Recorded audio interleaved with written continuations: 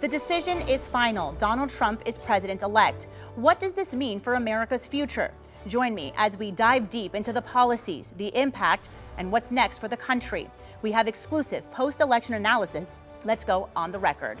From WPBF 25, this is On the Record with Nathalie Pozo. Following a historic, emotionally charged election in a divided nation, Donald Trump will return to the White House as the 47th president. Joining me now are political analyst, former Democratic Congressman Ron Klein, and former Republican Florida House Majority Leader Adam Hasler. Thank you both for being here. Good morning. Let's get right to it. So we're talking about 2 assassination attempts, 2 impeachments, indictments, and a federal conviction. Yet Donald Trump pulled this off. How? Well, not just to mention that, but also attacks constantly against him personally from the Democratic candidate, whether it was Joe Biden or Kamala Harris. And I think it was because he talked about the issues. He talked about the economy and inflation and what it was doing to people. He talked about the border and immigration and what it was meaning for our country and communities. And he talked about chaos around the world in Ukraine as well as in the Middle East. And I think that's, by staying on that message, that's what led to him being able to increase his vote totals throughout the entire country and winning. Yeah, my view of Donald Trump is he is an excellent salesman. And we all know him from down here, those of us who've worked in this area for a long time. He can sell things, and he sold The Apprentice. He sold lots of things in his business thing, and he is able to sell himself. So for many, many months, in a year plus, he talked about immigration, he talked about the economy, and even though the economy is doing reasonably well by expectations around the world, immigration is an issue that needs to be solved, but yet there was an effort by Congress to do that. He was able to sort of convince people cumulatively that somehow he had a better approach to it than the Democratic side. I don't think it was fair necessarily, but that's how elections go, and he won the election. I want to talk a little bit about immigration. Trump has promised on day one for mass deportations. It's something we have heard him say in the past while he was at the White House and during his campaigns. Can this really be executed? Will Trump be able to do this? Well, he's certainly going to try. I think he feels like it's a mandate that he presented to the American people. I also think that there's a reality check that goes with this. A lot of the people that he wants to deport are people that perform work in our economy, you know, whether they're working in agriculture, whether they're working in hospitality, lots of jobs that are being handled by these folks. And to do it in a way which could have a violent presentation on television and rounding up people in the streets and putting them in internment camps, if it's something like that, it could go pretty sideways real fast. Listen, there's a legitimate issue to deal with immigration, and it needs to be done in a rational way. And Adam, we've talked about the cost before too. We're hearing about how costly this could be, but Trump has said it doesn't matter. Well, this isn't something that hasn't been done, right? It's been done during the Obama administration, and even at a much lower capacity was done during the Biden administration, right? So there are logistical challenges, but you have millions of people who are not only here illegally, but who are also people who have been convicted of crimes. And so I think the process will begin with going after the people who have removal orders, who have already been adjudicated. The judges have already said you're supposed to be sent back to your country of origin. And so that process will begin. It will take more resources, like you said. It will take more personnel. It will take more of the infrastructure and the capacity to do it. But this is something that's not unpopular. You have to remember, during the campaign, a lot of people attacked Donald Trump about this idea, and the idea only became more popular around the country the more he talked about it. Well, I do want to address that because I'm not sure I agree exactly with how Adam just spoke about that. The issue of people who are convicted of criminal activity, absolutely. Nobody's going to have a question about that. People who are in process of adjudication, different story. And just trying to figure out who is the person they want to take off the streets is a big issue. There is a complicated way of doing this. And this kind of thing that he's been talking about, which is not about criminals, but just a broad deportation, did not happen under Obama, did not happen under Biden. And you can go back to the internment camps of World War II, those kinds of things, and those were very controversial. And I think we look back on that history as not being very American. So there's a way to do this in a limited capacity, which I think is appropriate, but you just can't do the kinds of mass deportations he's talking about. I want to talk a little bit about the economy and inflation. It was a top priority for many voters. What kind of a role did the economy and inflation play play in this election? Oh, I think it was the dominant issue, right? Because while Kamala Harris and the Democratic campaign was constantly attacking Donald Trump, calling him Hitler, calling his supporters Nazis, what Donald Trump was reminding people is, are you better off today than you were 4 years ago? And people were paying more for everything, and the price of everything was going up. The economy to them, while it might be better for some in statistical terms, it's not better for them. They had more money in their pockets, it went farther. And so I think what people decided on Election Day is we've seen a Donald Trump economy. We've now seen 4 years of a Biden economy, and Harris saying she would do the same. Let's go back to what we had. Let's give him another chance because it was better off for us. And I think that was the deciding factor for so many people, even though they were trying to distract on so many other issues. Ron, I mean, for people who are wanting to see the economy change and inflation go down, it's not like Trump is going to get into office in January and the next day you're going to be able to buy eggs for 50 cents. So what kind of goes into that process in making the economy better? It's a great question. As a matter of fact, many of the things that he's proposing, these big tariffs, big tax cuts, most economists are saying this is going to create hyperinflation again. So I think he'll have to probably back off some of those things because he doesn't want to be responsible for more inflation on top of it. I think what happened, and Adam, I think, sized it up correctly, people's views or their perception, some people at least viewed the fact that the economy was poor. We're the envy of the world in our economy. Our inflation came down, thank God. Our employment is at a very high level, which was great. The stock market was at historic levels, yet there was an inflation hangover. People saw the egg prices, and when you have inflation, prices don't go down after inflation's over. They're at a new level, and then you sort of work from there. So people sort of have that in mind. The notion of were you better off 4 years ago than today? People were not better off, and by and large, because COVID was going on. Yet that's how people retained their memory, and he was able to tap into that. So I think Adam's correct. That's how many people viewed it. I think it wasn't quite fair, and I think historically Biden will be reviewed well as having dealt well with the post-COVID era. And yes, there was inflation, but that was in part because of COVID. All right, gentlemen, thank you so much to talk about, including the balance of power. We'll have that when we come back. Stay with us. You're watching On the Record on WPBF 25. As of Friday morning, we are still waiting to see the balance of power in the House, as critical races are still too close to call. In the Senate, Republicans will hold a clear majority. So, gentlemen, things are looking very good for the Trump administration right now. Republicans definitely in the lead there in the House. Before we get into that, I want to kind of take it back to Schoolhouse Rock and just kind of break down what balance of power means. Well, balance of power in our system of a two-party system is really important. And the balance of power we could talk about is between the president and the Congress, and the fact that things have to go back and forth and they have to work together. And there's balance of power between the parties, the Democrats and Republicans. In the case when you have one party in total control, and I'll say it's about either party. I'm a Democrat, he's a Republican. They have a tendency, the party in charge, to run it off to the extremes on their side. They seem to feel like the power's all there and they can do it, and they don't know how long they're going to have that power, so they're going to run it hard. And Donald Trump having the control of both houses will mean that whatever he wants, he's going to get. I particularly think that could be very problematic for the United States, and we're going to have to fight hard to try to balance that out. Adam, the Trump administration obviously does not agree with that at all. They're probably extremely excited right now with the way the results are coming in. Yeah, I mean, this is a mandate, right? Donald Trump won all 7 battleground states. He won the popular vote. He increased his turnout in every part of the country with all different demographics. Won pick up 4 Senate seats, retain the House. And again, it's a very close majority in the United States House of Representatives, so it's going to be difficult to get things passed. One thing Republicans weren't talking about on the campaign trail, though, was getting rid of the filibuster. We know that was a big thing for the Democratic Party. They wanted to end the filibuster.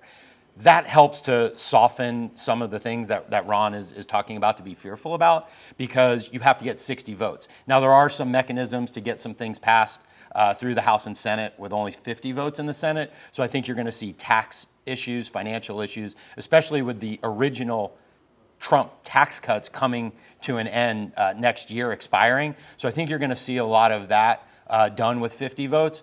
But I wouldn't, other than the big issues that he talked about, I think you're going to keep Republicans together, but I wouldn't go for this idea that people have a lot to be afraid of. There's a very close majority in the House, and they don't have 60 votes in the Senate. But I would say that in the House, and I was a former House member, the Democrats or Republicans, whoever charged, and the last speaker had 4 votes to work with, they get what they want, by and large. That's the way it works. So, and with Donald Trump and the discipline that he's been able to create within his party, they're going to get what they want. So again, it is going to be a battle, for the American people. In the case of 60 votes, if that's needed, that's different.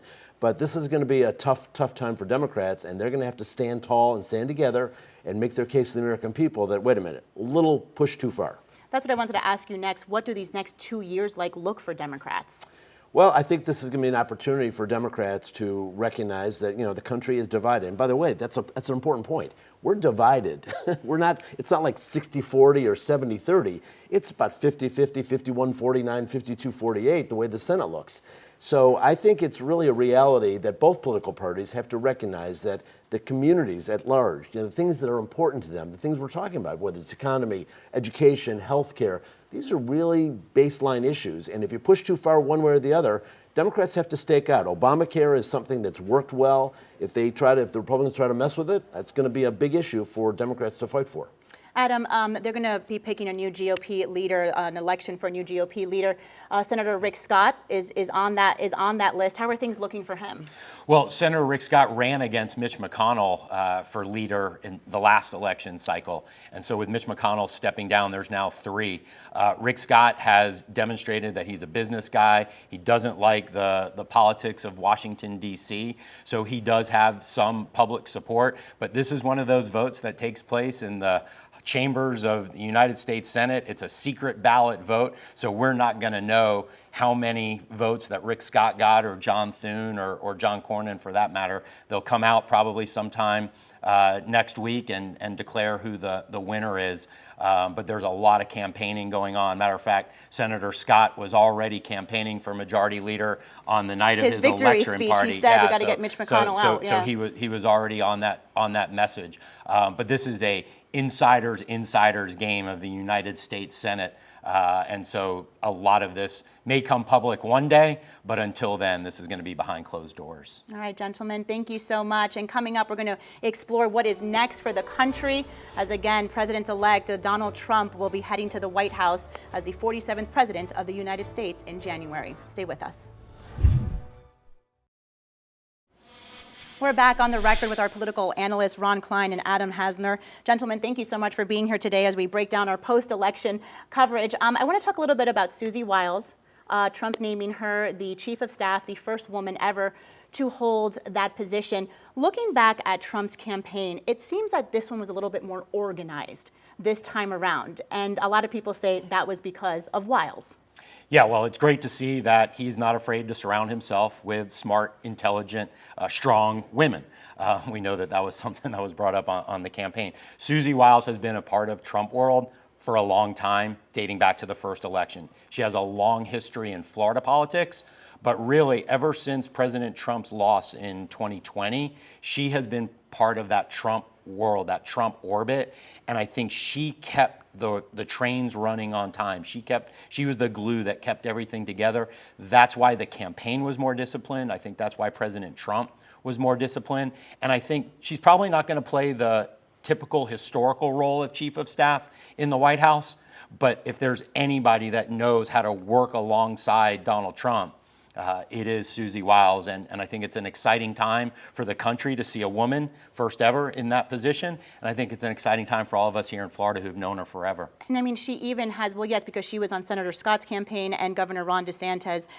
She has said, too, that she was not going to accept this position without some conditions. She wants to keep or wants to know who Trump will be talking to, what advisors he will be talking to, because she just doesn't want them to sway him in a certain way. Yeah, and that's typically the gatekeeper role of a White House chief of staff is the typical role, because you've got to make sure that flow of information that's getting to the president and making sure that he has what he needs to make decisions. And so I think that flow and her being in charge and knowing what's coming and going is critically important to the success of the 47th president. Ron, what is kind of the talk in the Democratic world right now? You know, some are blaming Biden for this loss, you know, saying that he should have dropped out of the race sooner. Do you think that played a big role in this? I don't think so. I think that President Biden, as I said before, will go down as a good president. He did a good job. He helped us come out of COVID, got the economy back rolling in the right way, and that'll come out over time, of course. But no, listen, if he had left earlier, maybe it would have made a difference. I think Kamala Harris in a 3.5-month period, which is historic in terms of anybody running for president, and be able to consolidate, raise the resources, present herself, she did everything she could. So I find no fault in that. The question is for the Democrats, how do you go forward? Again, it's half the country. So are there new leaders? Are there new senators? Are there people like Mark Warner and a whole lot of other people, the governor of Pennsylvania, Josh Shapiro, a lot of people that are young, energetic, new faces that may emerge in this process. I think the Democrats have to think through, how to make sure that I believe that most of the issues Democrats are fighting for are generally on the right side of a majority of Americans. Doesn't mean all Americans, but majority of Americans. They just have to be presented in a way that people will say, yes, I get it, you're fighting for me, and make that connection. Donald Trump was a great salesman. He may be a one-off historically, or maybe the Republican Party has caught something effective here. I think the Democrats have the issues on their side in general, and I think that they have to find a better way to talk about them, communicate them, and organizationally have a good way of talking to people and communicating with them so that over time they will be able to rebuild many of those relationships they've had over time. So Trump beat Hillary Clinton in 2016, lost to President Biden, and then beat Vice President Kamala Harris. Did gender play a really big role in this? I think there is a part of our country that is not ready for a woman to be president, just a plain fact. And it's fascinating to me because England, Israel, Italy, so many countries have had women prime ministers, leaders of their country, and have done wonderful jobs. I mean, a woman is just as competent as a man. Obviously, it depends on who the person is. Yet our country does seem to have, and I'm not saying it's everybody, but there are some people that aren't ready for that. So in a decision that's made on the margins, and this isn't a mandate of it wasn't 60-40 or 70-30. This is 52-48, something like that. It may have had an impact. But again, I think what I did like about what Kamala did, she didn't present herself, I'm going to be the first woman president. She presented herself, I'm a competent person, here's my experience, here's what I stand for. It wasn't about sex, it wasn't about anything like that. That's the way to do it. And if it's eventually going to be overcome, and it will in the United States, that's the way to present. So the 2028 presidential election, definitely going to be an interesting one. I mean, we're going to have both parties now, hopefully, an influx of candidates on both sides for the presidency.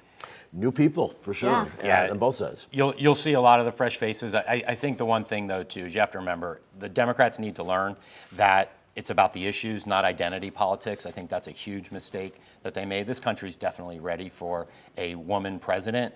It just wasn't the right woman in 2016 or in 2024 for this country. And I think one of the Harris problems during the campaign is she refused to go out and have interviews and go out and do unscripted. And the one thing, not just talking about new faces on the political scene, but something we saw new this year was the influence of alternative media platforms, the Joe Rogan podcast interview, Elon Musk, some of those things. We'll see how that plays out over the next few years. But I think that was something that Donald Trump really tapped into and was able to get to those working class voters around the country that the Democrats really missed out on. Gentlemen, oh, sorry, go ahead, Ron. No, just to say, the Elon Musk factor, throwing a lot of money at something at the end there, that's a reality. But I do agree that, listen, the knocking on doors is not the same as it was 20 years ago. And there are lots of other ways to do it. And again, both parties will learn from that experience. Thank you, gentlemen, so much for your insight and your time this morning. We'll be right back. Thank you for making us a part of your morning. As always, we encourage you to be part of our discussion each and every Sunday right here at 10 a.m. Until then, you can always watch this morning's On the Record and every episode on our website, WPBF.com, and on our free WPBF 25 News app. Matter of fact, Soledad O'Brien is next. We'll see you again next Sunday.